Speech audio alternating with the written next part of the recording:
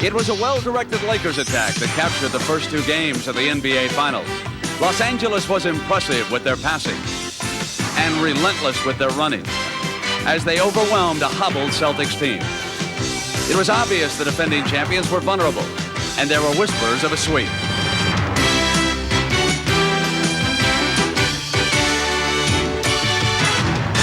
But Boston had other ideas, and they became apparent in Game 3. The unstoppable Laker fast break suddenly ran into roadblocks as the Celtics played with renewed intensity. The heroes included the probable and the great Larry Bird, and the improbable and reserve center Greg Kite, whose tireless labor in the trenches helped spark their victory. Boston's message was clear, and the Lakers took notice. This series is far from over.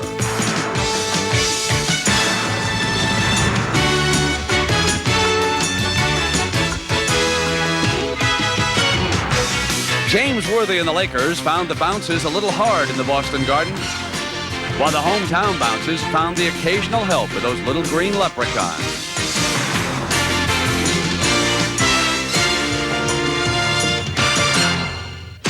An entire city hopeful tonight that this arena becomes the Garden of Even.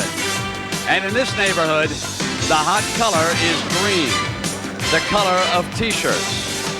Green as in the color of hats. And yes, also green as in the color of money. It has been green since the arrival of this man, Larry Bird, from Indiana State in 1979. He has kept the Boston Celtics in contention for an NBA championship ever since. And tonight, he will try to do it one more time in Game 4 as CBS Sports welcomes you to its continuing coverage of the 1987 NBA Finals. The Los Angeles Lakers and the Boston Celtics.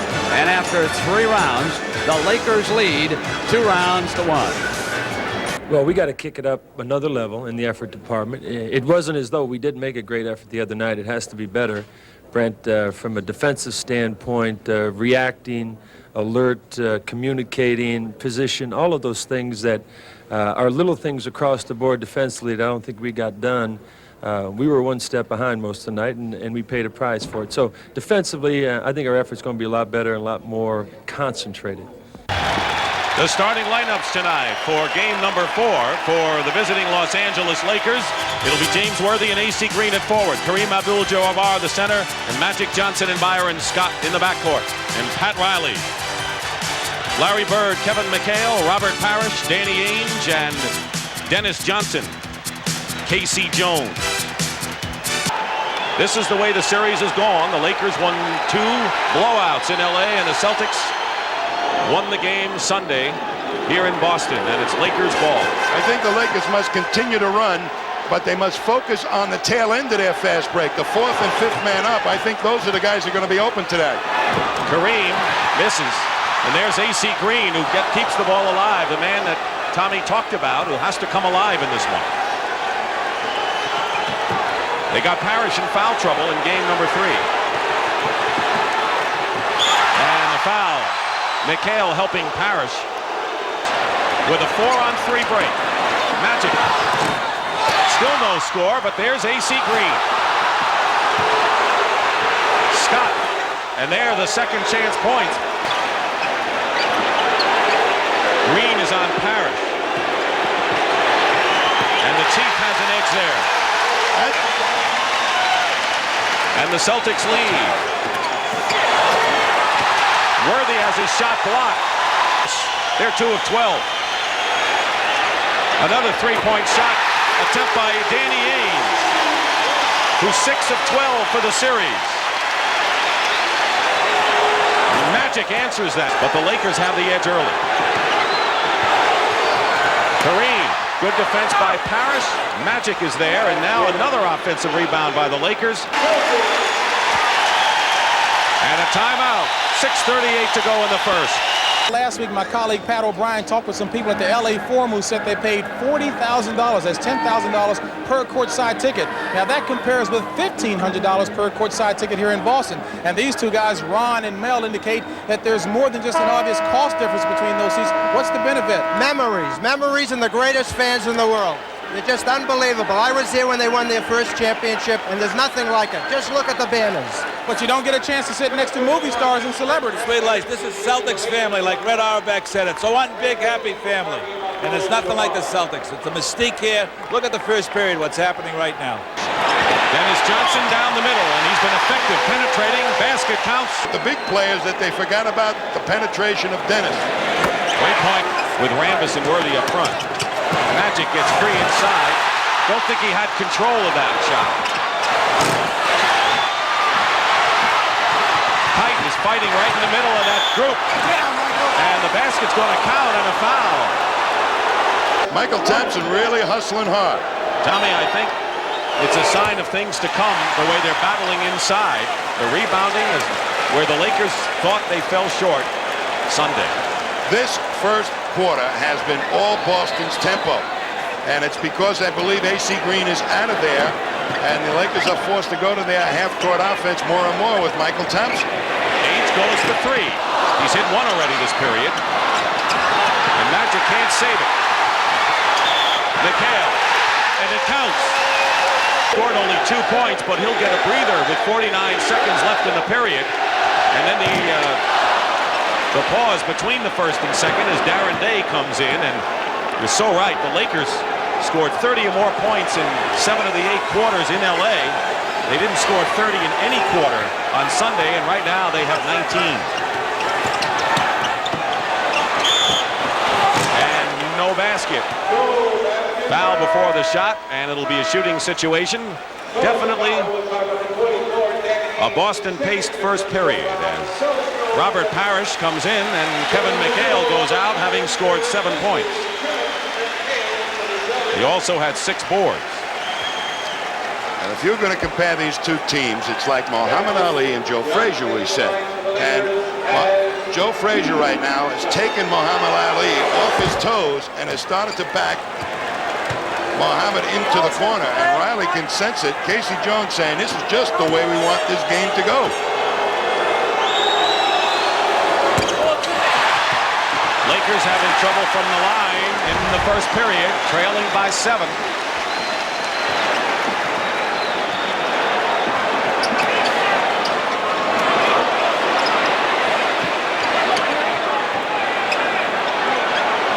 Eight on the shot clock. Ainge makes good on a runner, and the Celtics starting backcourt has 18 of their 29 points. Magic Johnson gets the basket despite contact. The final seconds of the period. But Boston has the lead, and that's the end of the first period.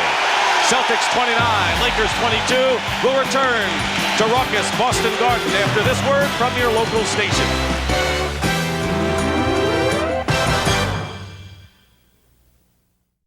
For LA, Cooper with a move around Bird. Bird blocks the shot. Great play by Bird. 3-on-2 now, Boston. McHale. A 9-point lead. Game for who is going to produce the points.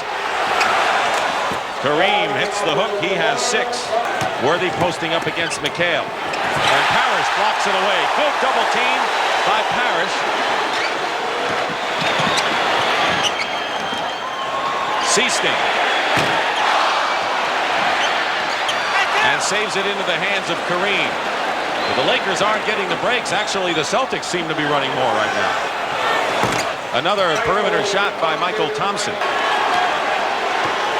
8.5 to go in the second period. Magic with that shot put shot now has 11 points.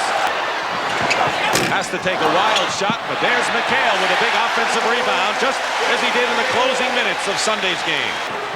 Magic with a sky hook from where Kareem normally tries it. You see that running game by LA again. Robert Parrish. Hot, but right now he's secure to do things like this, grab rebounds and help get some easy hoops. 2-on-1, Parrish driving in.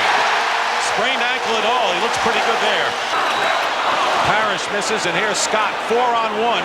Kareem is back there and used as a pick as Cooper gets the layup. Now, many people point to the parquet floor, which was installed over 40 years ago. There are a number of uneven ridges and dead spots on the floor. Standing with me now is Paul Dembicki, who's a carpenter foreman. As you take a look at that floor, is the construction of this floor such that it's less than desirable to play on? Well, without the ice down, the concrete leaves a lot of areas that are unlevel, and consequently there are more ridges and dead spots.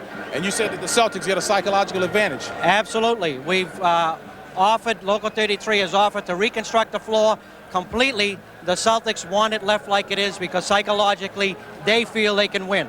And the Celtics were going to save $100,000 with the new floor, but they didn't want to change it. Through what he went through in that Detroit series. 5 minutes to go in the hand. The lead is 7.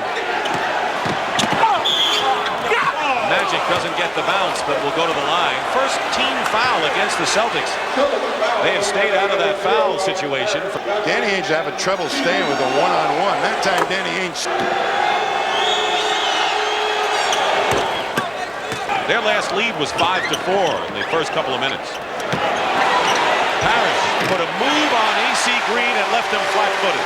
AC Green cannot guard Robert Parrish, and he's having trouble with McHale, just not allowing them the good sweet spot in the low post. Another lefty hook by Magic Johnson, who has 17 points in the game. Parrish again. Parrish has done a number on AC Green. And just attacking AC Green. Whoever he's guarding, he's going to face the ball. Magic gets his own rebound and converts. Worthy gets on the board and has a chance for 3. And that's his first basket after 5 misses. Shot because Worthy's a great jumper.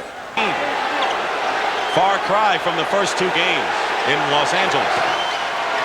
Worthy may be getting hot now, and he has 5 quick ones.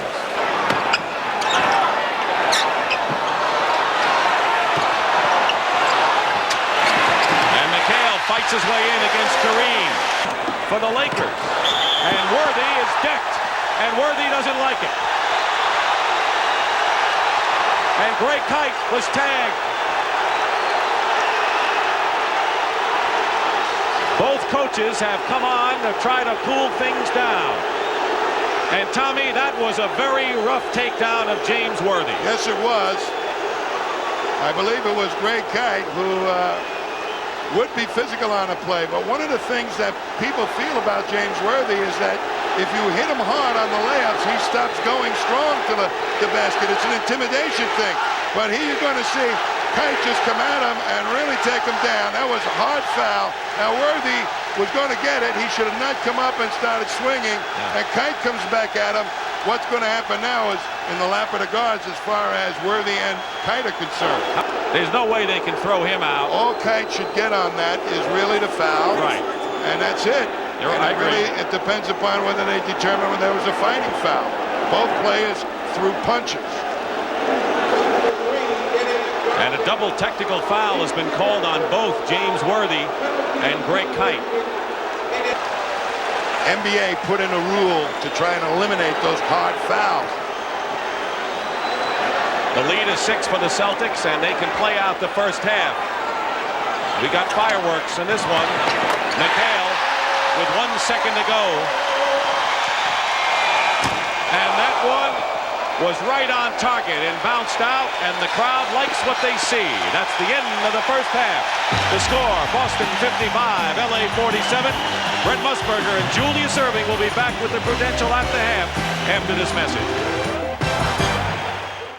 Tommy, your observations at halftime here with the Celtics in command at this point. One of the things that should be considered is that all the Celtics starters played over 20 minutes, and the Lakers count on building up a fatigue factor, and it very well could work to the advantage of the Lakers now coming in the second half.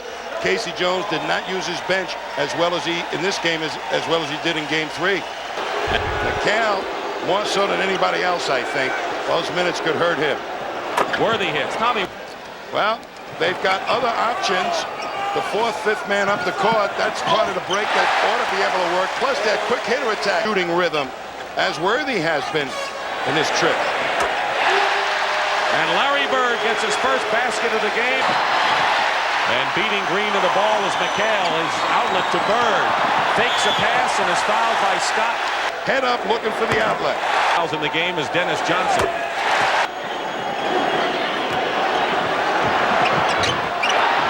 Worthy gets the offensive rebound. And the baseline shot by Worthy. A rebound.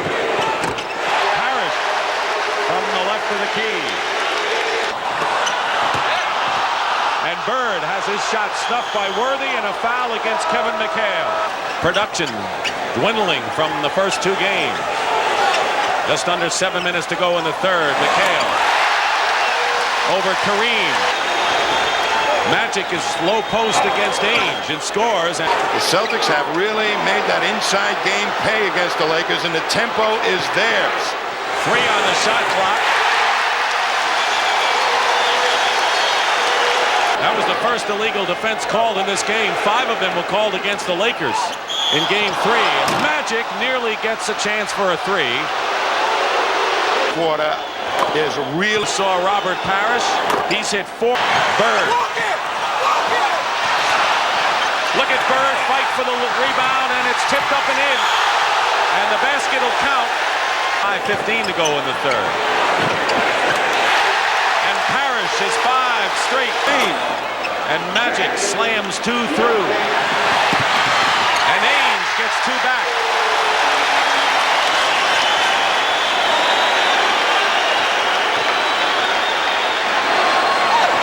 Magic again, but Tommy, the Lakers have not gone inside at all offensively lately against McHale one-on-one with 7 on the shot clock. Great move by James Worthy. And he eluded 2 Celtics that time. Lakers can put on a spurt like no other team in the league. Bird. All right, America's game has truly become an international game. Of the 530 members of the media here, there are representatives from over 40 foreign countries, including Avi Bettelheim, who's a sports editor from the Ma'ariv newspaper in Israel. Is basketball that popular in Israel? Yes, basketball is very popular in Israel. It's one of the 2 popular games in Israel. And we love NBA very much and know most of all the players here. The players? Like 매직존슨 and Kareem Abdul-Jabbar and Larry Bird, they are legends in Israel. Well, all right, I understand that this game is being shown live back in Israel to some 400,000 viewers right now. Cooper, Dennis Johnson has his shot blocked by James Worthy. And Cooper, it's a 3-on-2 break now. Thompson leaves it for Cooper. A 3-point attempt hits. And there goes Michael Cooper. Picked up by Thompson. Dennis Johnson. Parrish gets a big offensive rebound.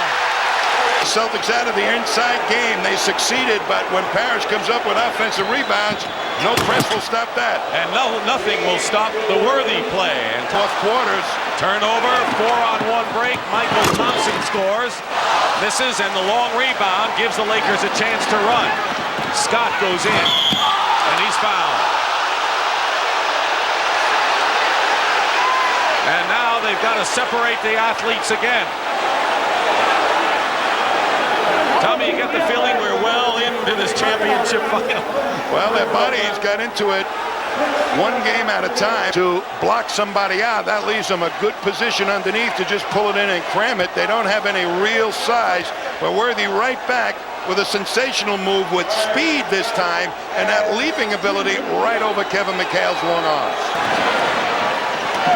Dennis Johnson at the buzzer misses.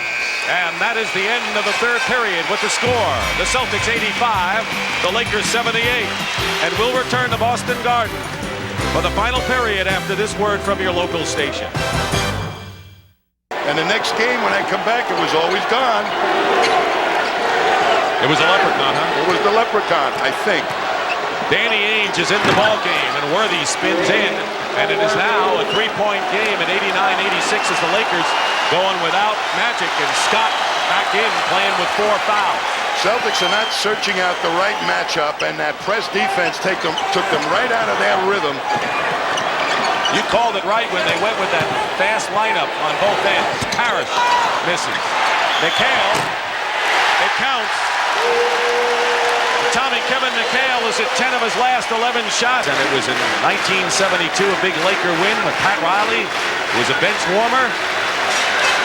Showered with champagne, and there's Casey Jones, who was a Laker assistant coach, congratulating Jerry West. But Riley and Jones cut from the same cloth in many respects. Boy, and they bring a lot of history and knowledge of how to play playoff games and handle the pressure.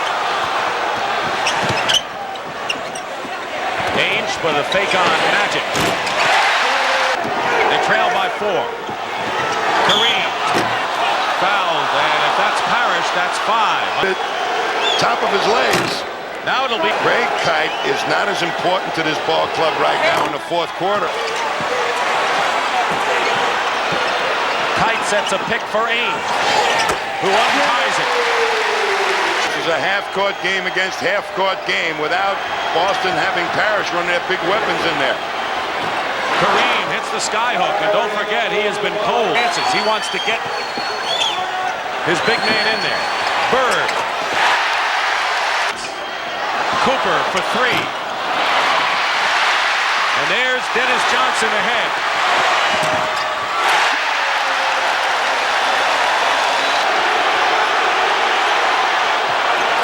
Air ball by Kareem, and here's Ainge. Magic is back. And we have a new clock. Team fouls. Boston 4, LA 2. Bird. So this is desperation time, perhaps for both clubs in many respects. Short on the left-handed hook. Kareem controls in a new clock for the Lakers. 103-96.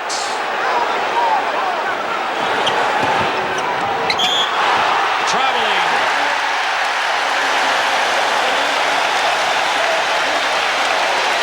Lakers with 9 on the shot clock for Boston. 5 now, and they almost tied up Parrish, and they lose it. Cooper, it's a 3-on-3 break. Cooper with a 3, and hits it with a minute and a half to go. It's 103-99, 103-100. And Cooper makes up half the deficit with 1 shot. They are so capable, the Lakers. And the Celtics throw it away. They try to get it into McHale, and it was a poor pass by Larry Bird. A steal, a Cooper three-point shot, now a turnover, and the Lakers can come within 1.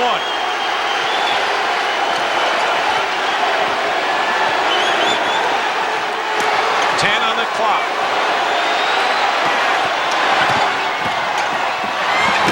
Worthy brings LA to within 1 with under a minute to go, and LA still has a foul to give. Bird takes a long baseline shot, and now the Lakers with a chance to take the lead. Their last lead was 3.5 minutes into the game at 5-4 a long time ago. Kareem does it, and the Lakers jumping for joy, and they lead it 104-103. Parrish playing with 5 fouls. Open is Ainge. Bird goes for 3.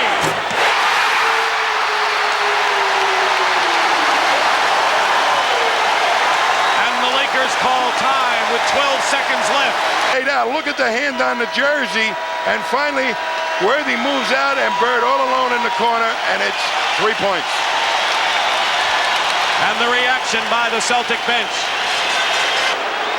Magic or Worthy.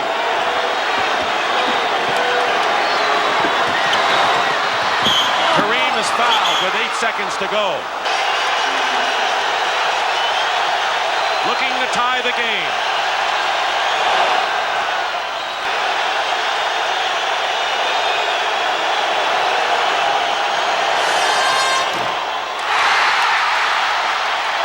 It's Lakers ball with 7 seconds to go.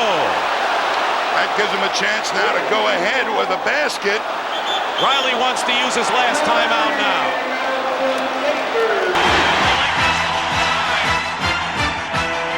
When the pressure gets tight, there are only a few players that want the basketball, and Magic wants the ball.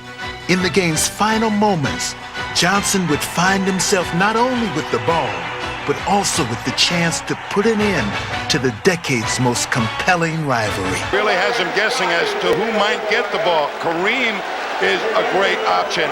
James Worthy or Magic Johnson in the low post being guarded by Dennis Johnson. And Byron Scott is in the ball game now. 5 seconds to go. Magic with a hook shot, scores with 2.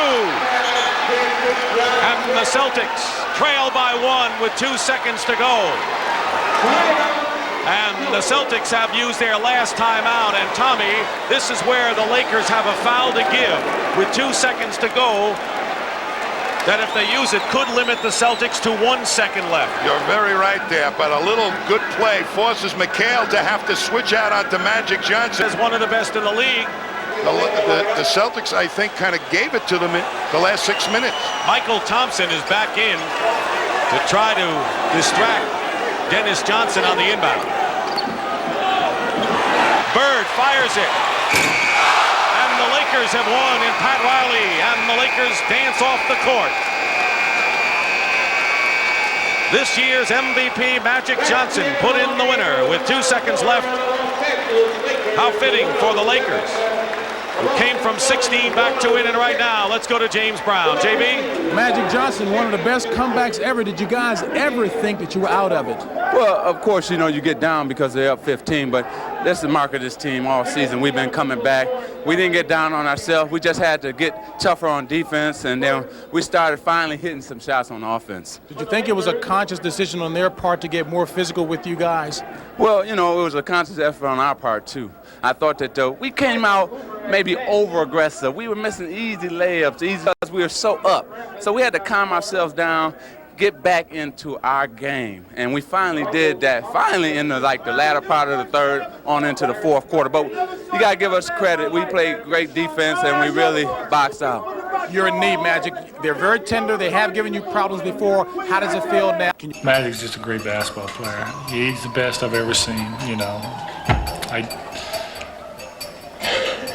Unbelievable. I don't know what to say.